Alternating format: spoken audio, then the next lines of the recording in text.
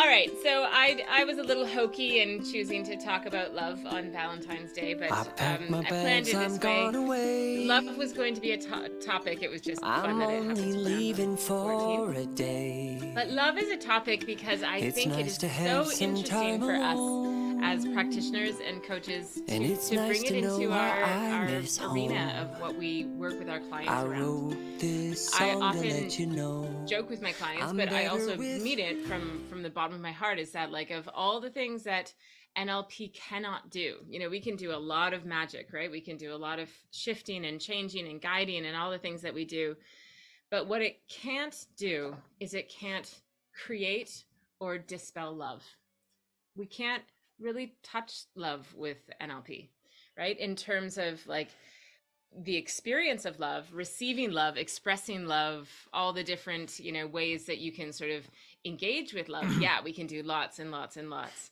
But if someone walks into our office and says, I need to stop loving this person, not a chance. It's just not something we can do. Or if someone walks in and says, I want to love this person more, not something that is in our wheelhouse.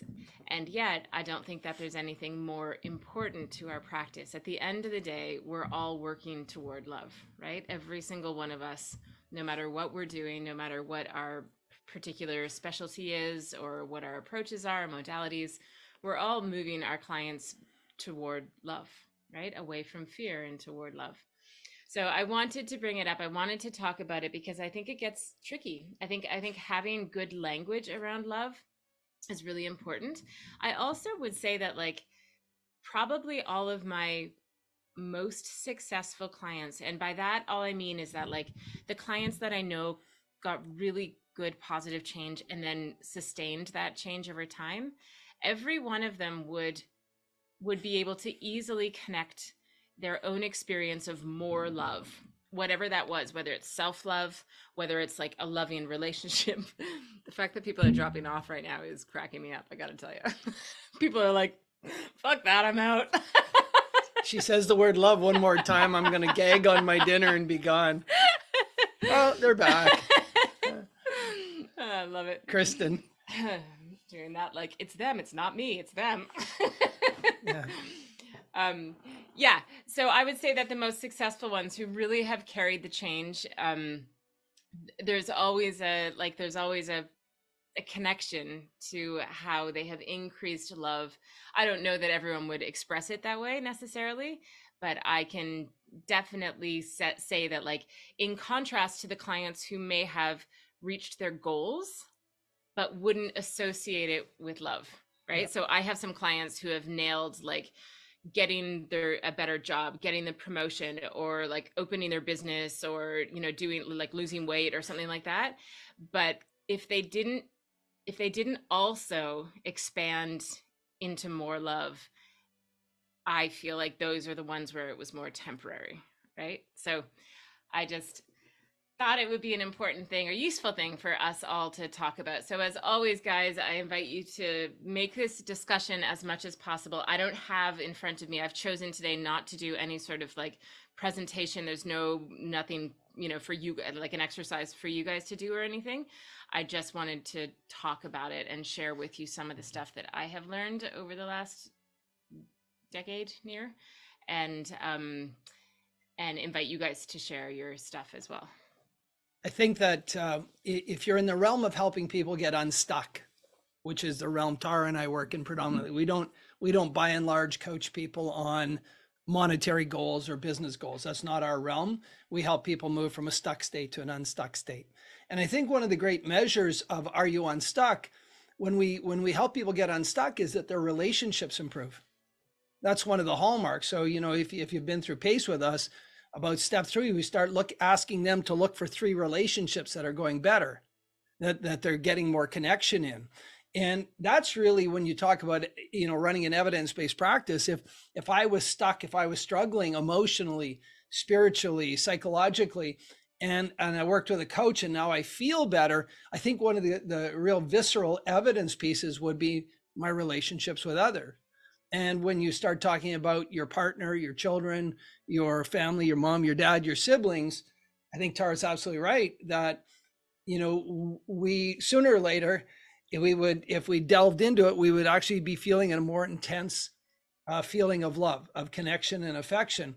And going back to Tara's point at the beginning, in NLP, we don't talk about it. If you go through your practitioner's manual, the only place you'll see the word love is in strategies. Mm-hmm. Yeah. And most of our work in NLP is we talk about all the negative emotions, and so love is like I would call it like a meta emotional state, right? And then there's other emotional states within it. So I want to start out by making three distinctions, three sort of categories here. So there's reflexive love and there's non-reflexive love. So you guys who have studied, yeah, I know. Alan's pointing out that's two.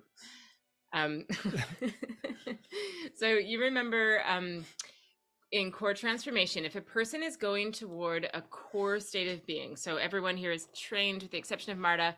So core transformation is just, or Marta, have you trained? Yeah, you have core transformation too. Good, everyone here does. So to identify a core state of being, remember one of the criteria of that is that it can be held through any state. So a core state of being can't be happiness, because there would be occasions when happiness certainly wouldn't be the appropriate, like it wouldn't make any sense to sit there feeling happy in certain situations.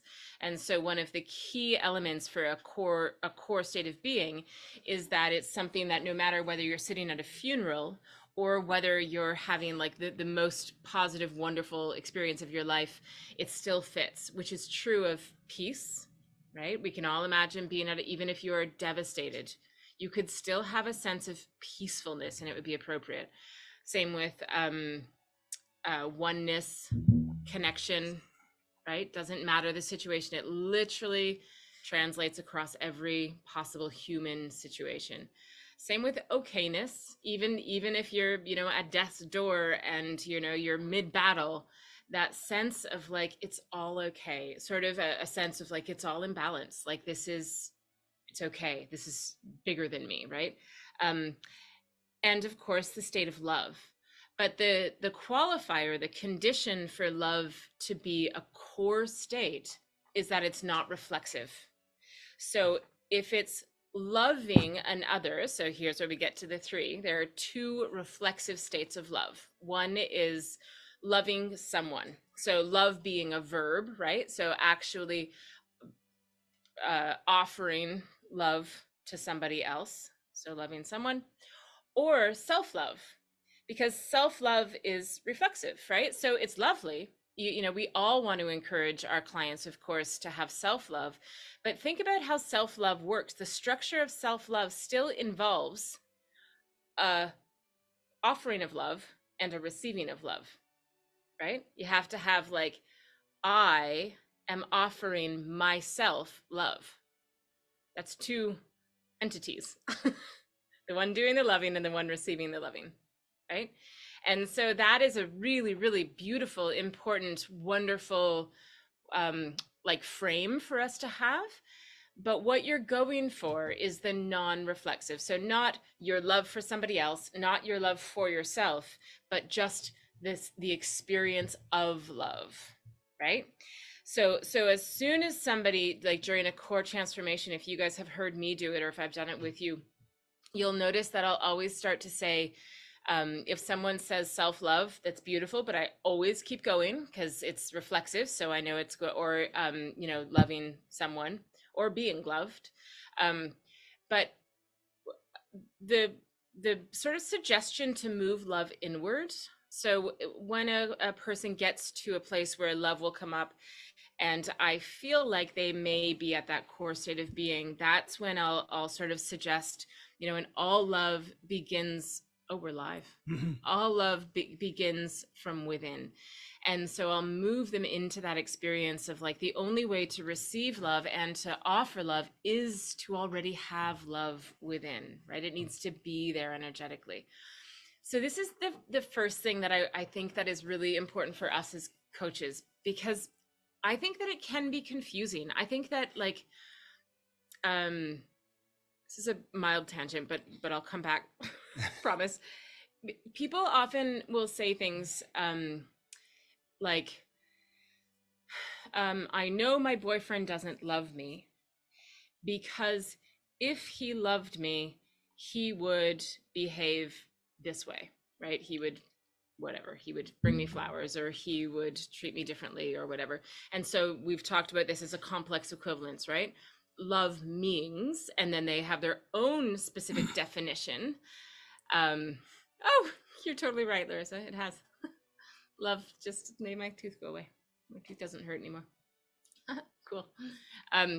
Yeah, so this meaning of love, and I think that it's very easy to get confused, and we associate love with behaviors and actions that are actually just conditioning, right? Modeling, conditioning, all the other things that come along with it.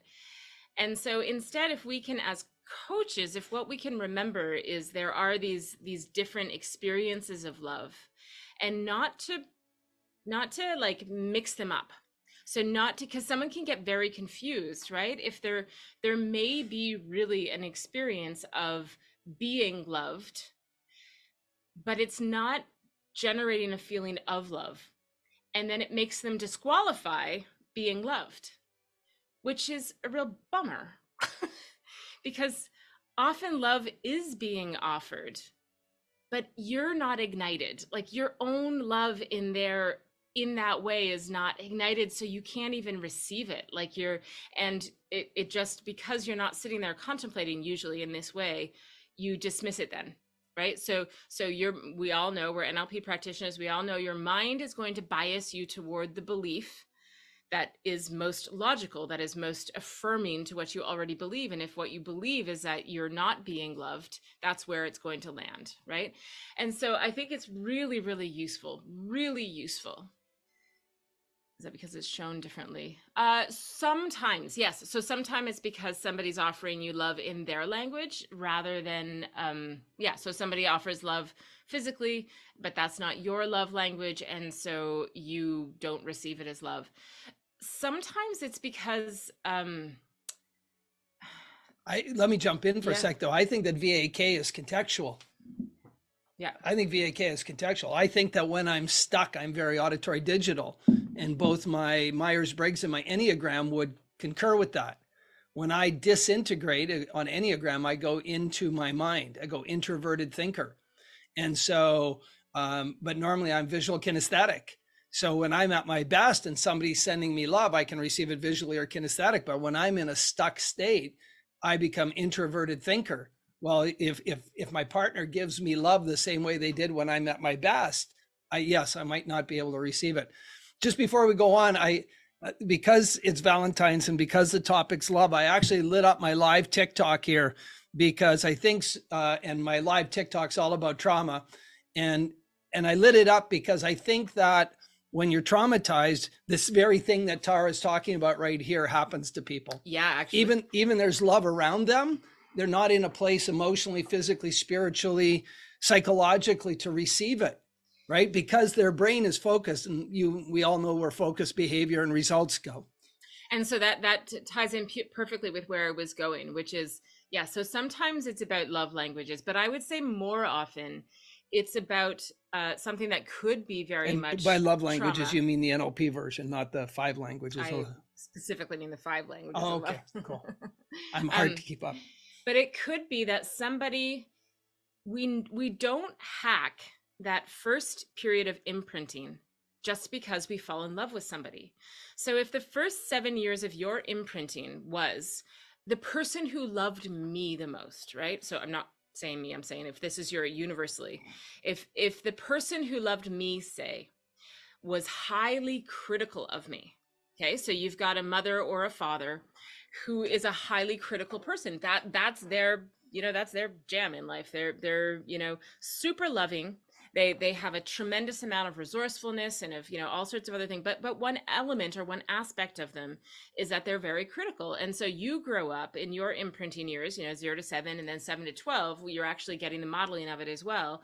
And so you're loved by this person. You're nourished, you're cared for, they celebrate for you. They like everything about the love is good in a lot of ways, but it's also very critical. So this would be the mother that she's done everything to support you, but when you come home is very quick to notice what you didn't do, right? Like what's, comments on your hair not being brushed before she says something nice, right? Not out of anything other than that's how her conditioning caused her to respond. Now, as you grow up to be an adult, that's your imprint of love, right? And when you understand imprinting, we don't have, for those first 7 years, we're practically in hypnosis. We're basically in trance, right? We're And certainly in theta. Yeah. we don't have that distinction between good and bad. We just know that we're being loved, we're being taken care of, and this is what it looks like, right?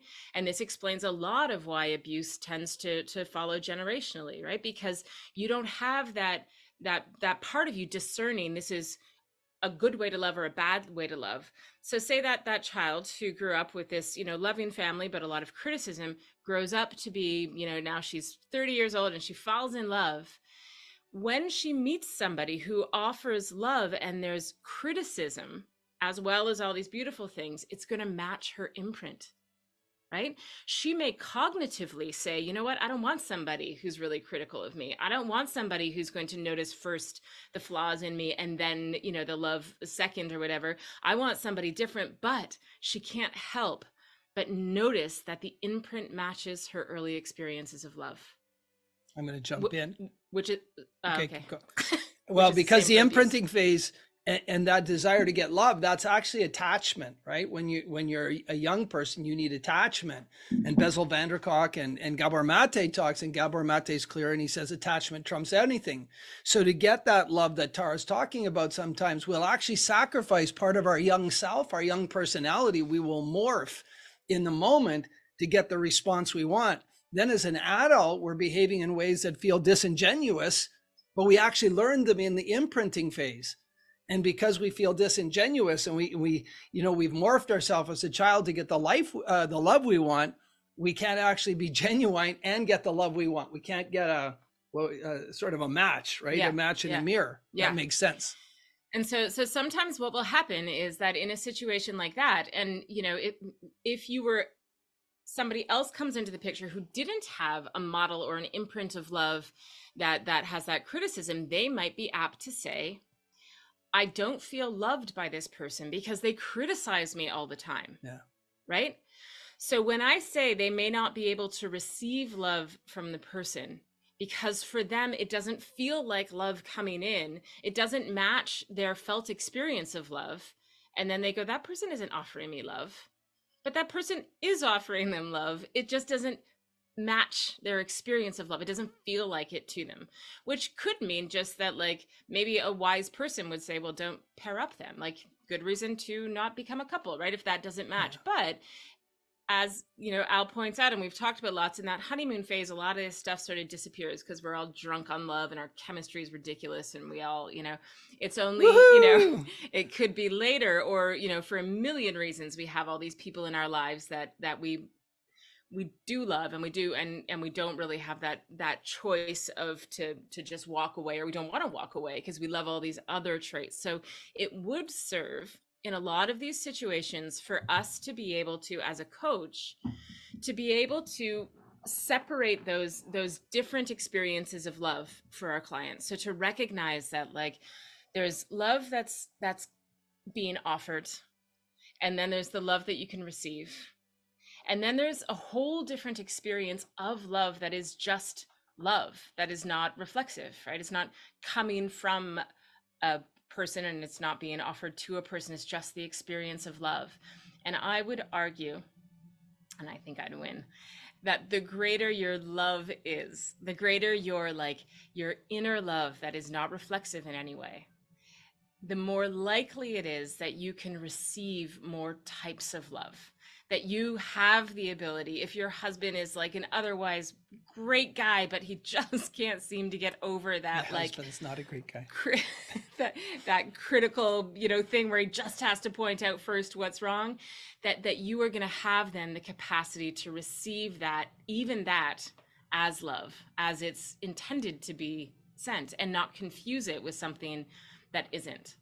So my whole point there, to take off my adorable little kitten loves, is that I think that in being able to pull these apart, so with my clients who experience with one person in particular a lack of love, then I'm really going to pay attention to the reflexivity of it, like the reflexiveness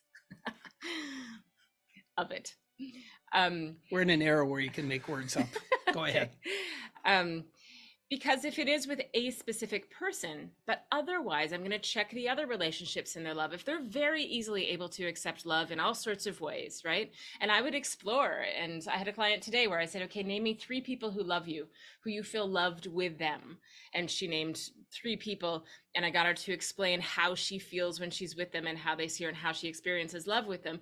And they were all different, which is a really, really good sort of sign that like she's able to take in lots of love, but this other relationship where she isn't, it's probably very much actually in that dynamic. Whereas if your client is telling you that they don't feel loved, and I'm not talking, guys, about feeling lovable, because we know that has to do with worth and definition, and it's a whole other thing. But if they just aren't taking in love, and this is where I think it's so connected to trauma, I'm much better off to leave the relationship alone, because that's not where my solution is going to come. Correct. Now I'm gonna need to work on this person's felt experience of love, the non-reflexive kind, just being in the experience of love. So I would always encourage that type of client to move first into experiences of love, like literally bringing them into an experience of like what it's like to I just got really excited. I did it live too. It's okay, they're not very close to us. Yeah, I know. Bring them into an experience of actually feeling the love that they might feel if they're with like their pet, right? If they have like a dog or like some very non-judgmental, and really be amplifying that, and then finding all of these different experiences of love, which are going to acquaint them, right? And you're, as their NLP coach, you're going to be able to do a really, really good job of making sure that that is an identifiable experience, and then get to the work of connecting that to individuals and situations in their life. In NLP, we talk about universals. And of course, love is a universal. And it is such a powerful metaphor to use with people because of who my clients are. So many of my clients have broken relationships because of what they've been through and where they've gone. And the number one thing that not number one thing, but a thing that I hear so many times is certainly parents who have been traumatized and then they get estranged from their children. They love their children desperately, but their children have had to disconnect for their own safety. And this love, the child can't experience the love because the parent was traumatized and behaving in ways that was inappropriate, and the parent and the child disconnects from the parent. And so here's the child wanting to love the parent, but for their own safety disconnects, and the parent wanting to love the child unconditionally, but can't because of where they are until they heal. And then when they heal, that, how do you start bridging that so that parent and child can reconnect and actually experience love of each other? And it's a very powerful experience. And I know it from my clients, from my perspective, but I suspect people who are stuck in so many states, whether it's depression or anxiety or things, that those kind of emotions will undermine or be to the detriment of love. And I talk about love being a universal because, when people talk about, things that we shouldn't be able to do in NLP, like in the unconscious mind, right? Does it exist? And they say, well, I don't think it exists. And I always challenge them, does love exist? And it's a universal. Everybody says yes, right? I said, well, put some in my hands. Give me a quart of it, right? Because you can't. It doesn't have dimensions. But it's real for all of us. Sally, yeah. So speak to putting freedom in that, in all you're saying. Put freedom in that. Okay. Thank you. So every single relationship, every single one, and I'm very aware of what I'm saying, even relationships where there is abuse and where the the very rightest thing for the person to do is to exit the relationship, leave the relationship, cut off the person, all that stuff. Even those relationships, even when they are that extreme, every single relationship is going to be more resourcefully accessed if the person can separate the love from the behavior and from the actions.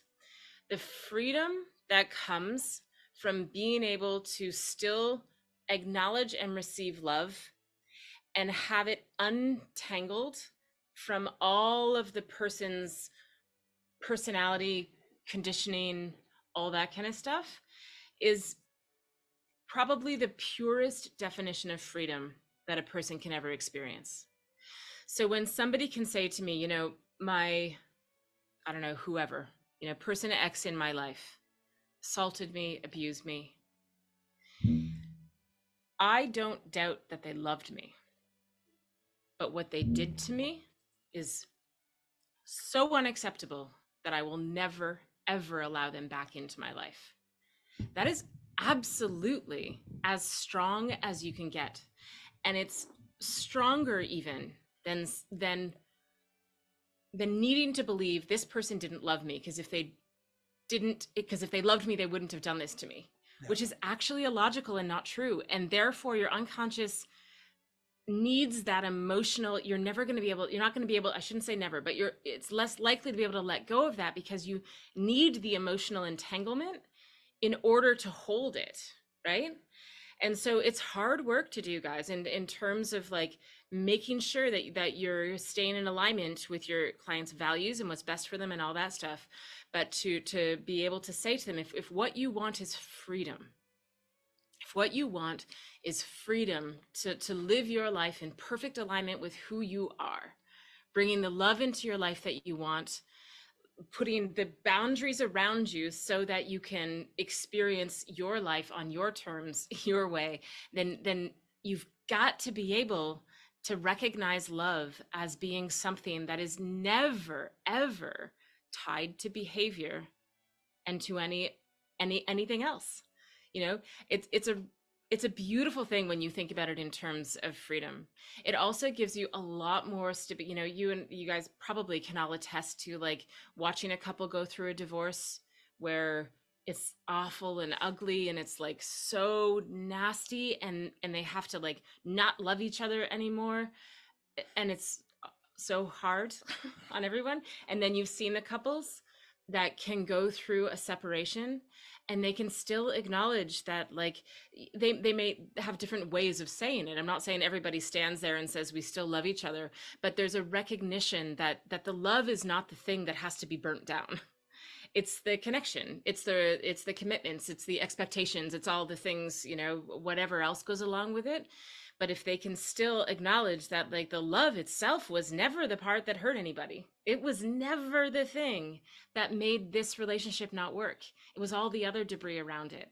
And then they have the chance of being able to go through, if you can help one of your clients go through a breakup, or, you know, whatever it is, being actually able to hang on to that love, you're giving them the greatest gift in the world, and that is freedom, right? That's freedom.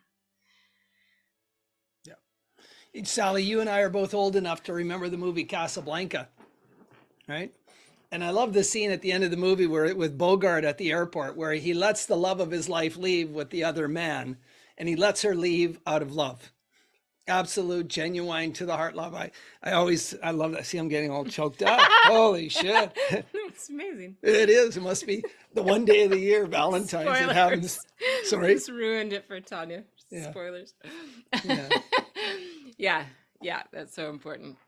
Okay, I want to tell you one belief. So as an NLP practitioner, there is one belief that I think is universal. I don't know that I've could imagine a human being for whom this wouldn't be beneficial. The belief, I can receive love even when it's flawed.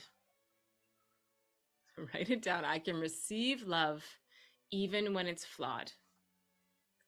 If I've learned anything over all these years of coaching, is that the degree to which people rip themselves off of feeling loved, because the love is super shit delivered. Like times when it is just flawed, like it's not done very well. Do you know what I mean? Like the person tries to love the other. Well, yeah, of course. The let's- love itself isn't flawed. Yeah. The delivery of it, the felt experience on either side or whatever, but it's, or the person themselves is like, their insecurities cause them to be, you know, jealous, or cause them to be, you know, whatever. The parent can't let go of the kid and can't let them be who they need to be, like all of that stuff, right? I would say this actually shows up more in adult children and parent relationships than anywhere else in my experience. Is like a full ass adult who is still struggling with the fact that their parents are not accepting them as they really are, right? Like don't give them that, the full trust or the full belief or the full support or appreciation or whatever it may be. And that's when, if you can help someone, so let go of, you know, my dad doesn't love me because he thinks I should be a doctor instead of a musician, or like, you know, whatever the things are going on. That sentiment will be, she just said it so clearly, it'll just ring of being at effect. Oh yeah. You're not at cause. Yeah. As soon as you get a cause for accepting love, things start to change pretty quick, right? Yeah. He doesn't love me because, and everything's external to me. Well, and again, back to the freedom of like, then you can accept that, like, no, your dad loves you like crazy. He just really sucks at being able to trust that you're going to be okay without his control, right? Like two different things. Let's deal with the you that has to put boundaries in place or whatever it is. But first, let's establish love, because the unconscious mind is going to shut it down every time if it thinks that it's dealing with love, right? Like if it thinks that in order to put boundaries down, it's going to affect the love in the relationship, it's going to be hard to do. But if you've already established, if you've worked with your client in this, like your dad loves you, don't question that. You know, your dad may even be a real jerk, or your mom may be really unable to express it or demonstrate it, right? She may be so hurt or broken or whatever the case may be, but take the love outside of it. Make sure that your client, you know, I would say do the best you can to open all of that, like that non-reflexive love inside of them.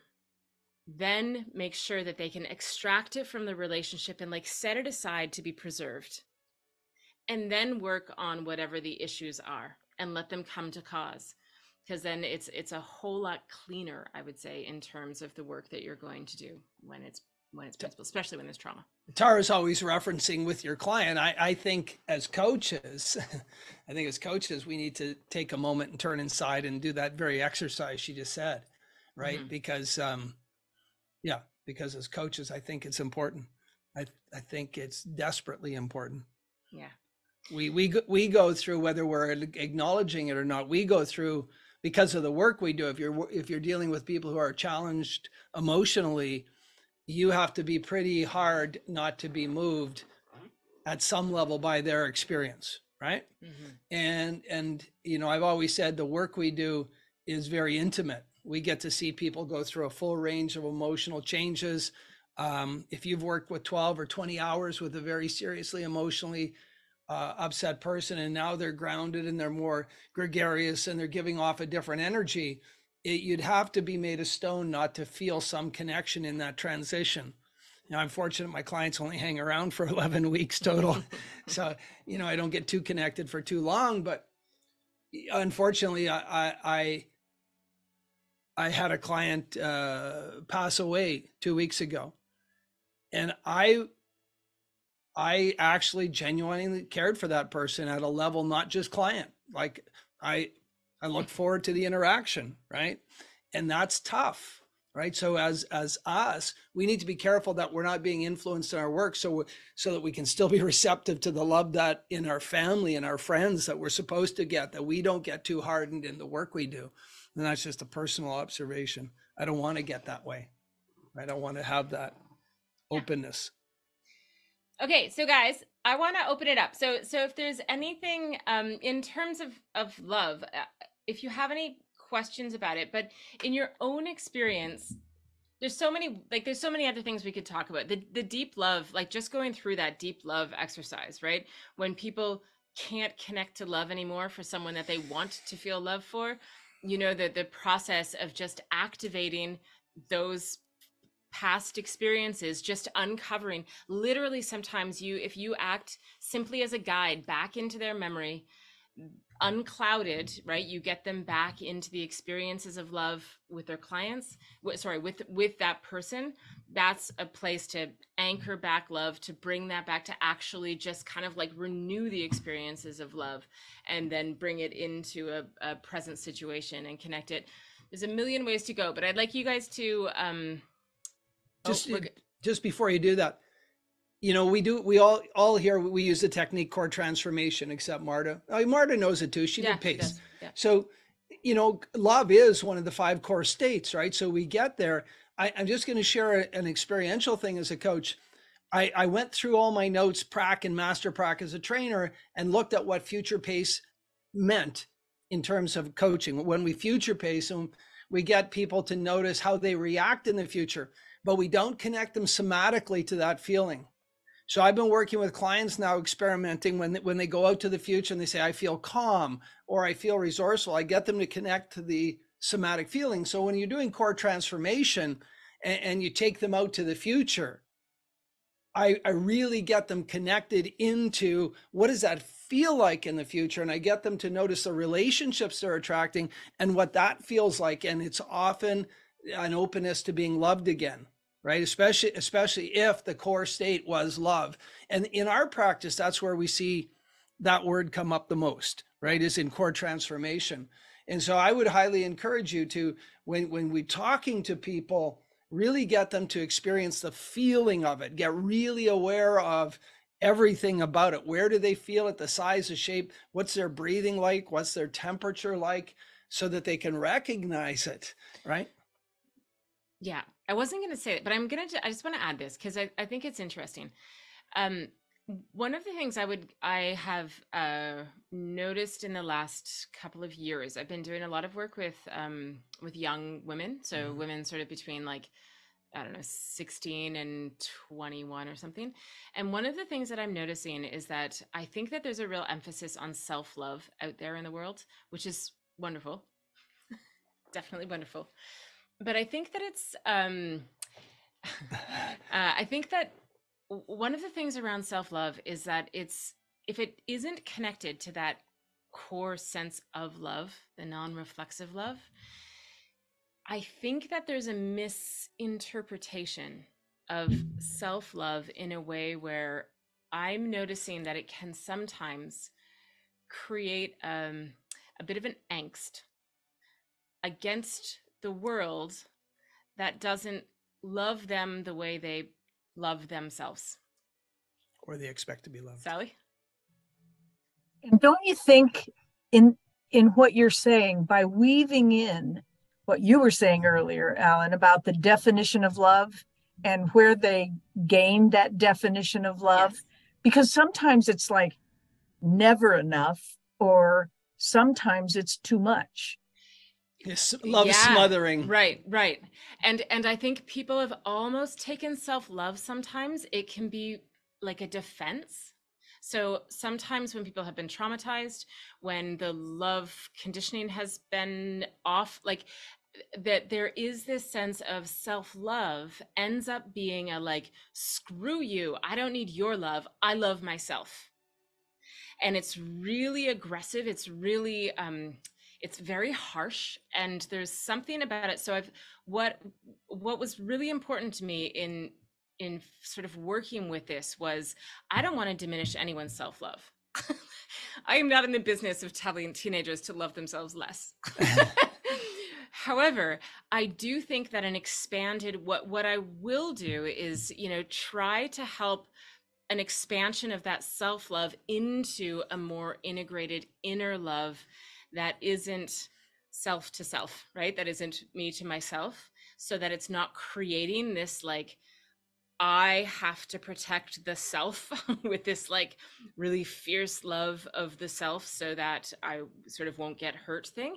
And the way that I have been most successful doing that is, and I would say the word like soften it and make it more like I always imagine it as like less of an armor and more of this kind of malleable spongy thing that kind of lets it all through, is to amplify that, like, let's just keep going to love as opposed to self-love and the other. That's all I wanted to say. Yes, Sally, and then Michelle. Yeah. So would that be trying not to be so defensive?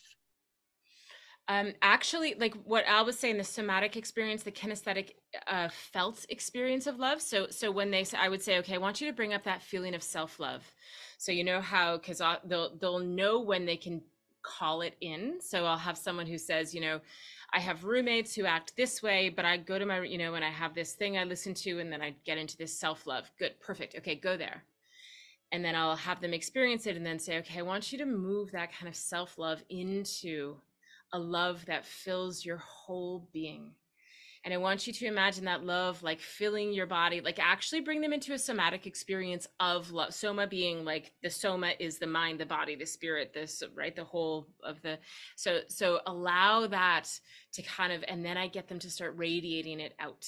So just imagine that love starts to radiate out so that the experience for them becomes more like this, rather than like I love myself, you know.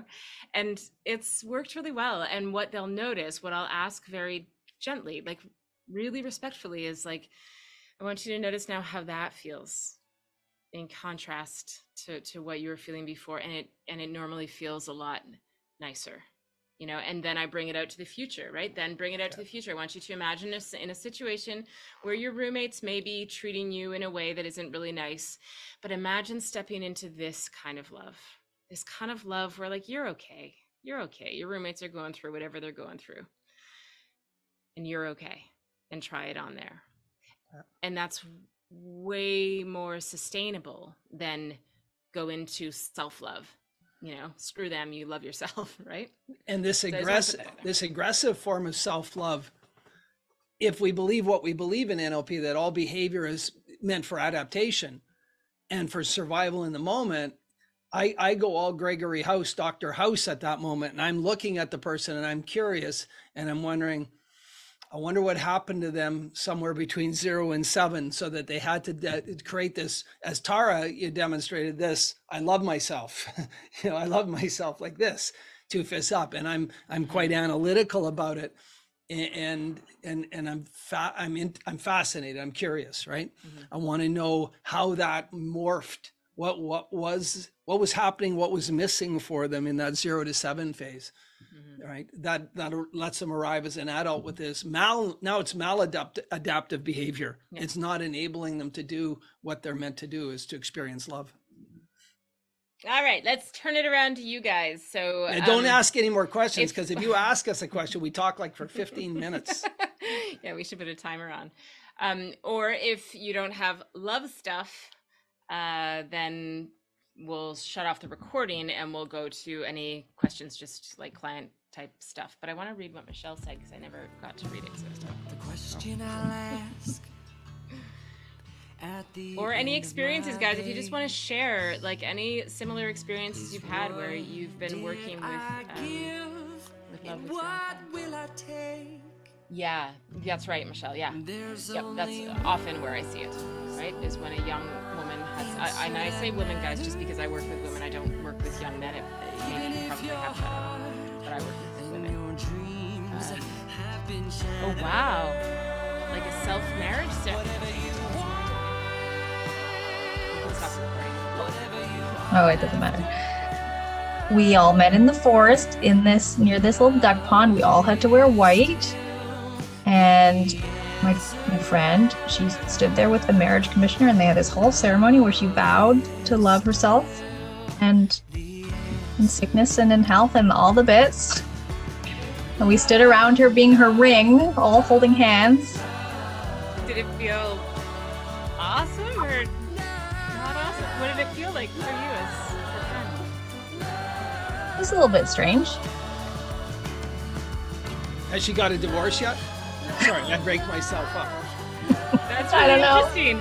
I mean, no judgment, man. It could so work for someone. Yeah. I mean, that's, again, trauma's a weird thing, right? Yeah. So if that's on your journey out, is to do something like that, all the power to you, man. 100%. It seems it could also get a little flawed. And you guys know, right, that it doesn't have to be trauma, capital T trauma, it can be small t trauma, but so many people are encouraged or badgered or bullied into feeling guilt and shame for things that happen to them that they shouldn't feel guilt and shame about. So a ceremony like that, where I'm presupposing that something happened in her long ago, where she finally just came to say, I love all of me. I'm going to, in sickness and health, I'm going to take care of all of me from this time. I'm worth taking care of. I'm worth being in a relationship with myself. That's beautiful. I do it every morning. Yeah. The kids and I are tired of putting on the white stuff and getting in the ring, but other than that, we're all good. Fun. All right, I'm gonna shut off my going live. So the people who are following us live, we're gonna go to Q&A in our session here and get out of the trauma mode. So.